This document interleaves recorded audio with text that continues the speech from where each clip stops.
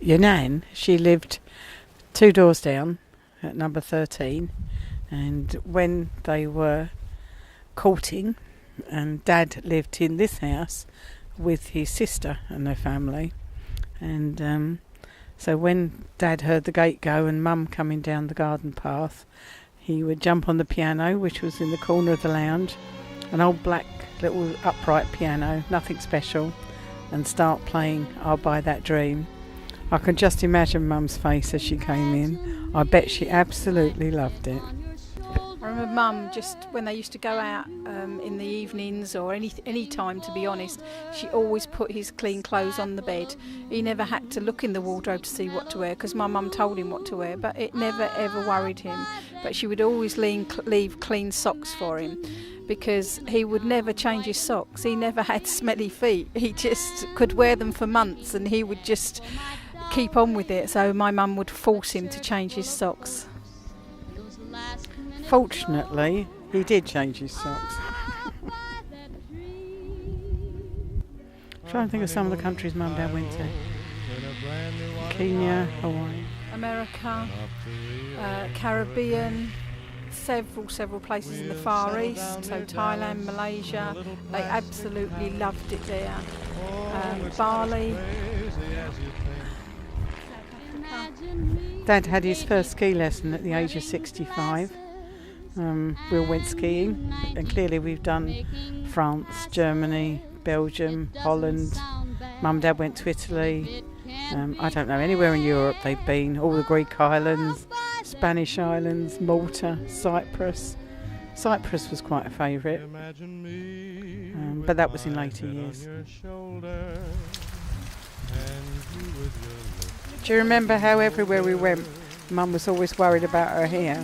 So quite often there are photos of Mum wearing silly hats or plastic bags on her head to stop her hair getting wet, so she didn't have to do it again. Like that, and it's just my favourite picture, the pair of them.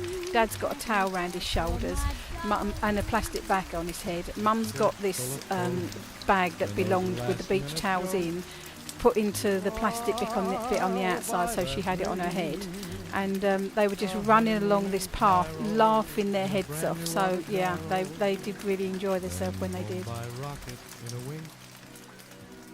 We'll settle down near Dallas. The only thing I can think of is when we lost my dad, as Kay said, Mum was such a strong person. We lost my dad, and it was like, before she did all the bills, the organising, the everything. She did absolutely everything like that. My dad was just the doer.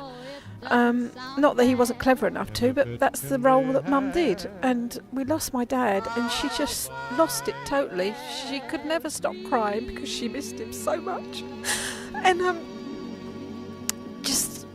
she just lost the strength of being able to do things. She would ask us, how did she do this piece of paperwork or that? And it was like, Mum, what's the matter with you? You would have done it all before. But when she lost Dad, she lost half of herself, I think.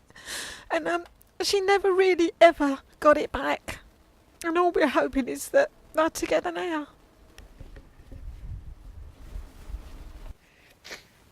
I thought today I had to, in finishing off and handing in the keys, that I had to say goodbye, but I don't. I don't have to do that yet.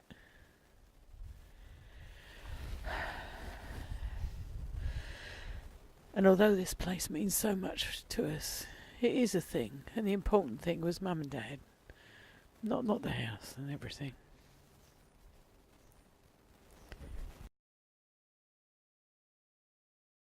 And another thing while I'm here, Auntie Pat said to me, not so long ago really, that Dad always loved the bones off Mum. And I kind of like that. Imagine me with my head on your shoulder, and you with your lips getting bolder, a sky full of moon and a sweet mellow tune. I'll buy that dream. Imagine me in a gown white and flowery, and you thanking Dad for my dowry. A church full of folks and those last minute jokes.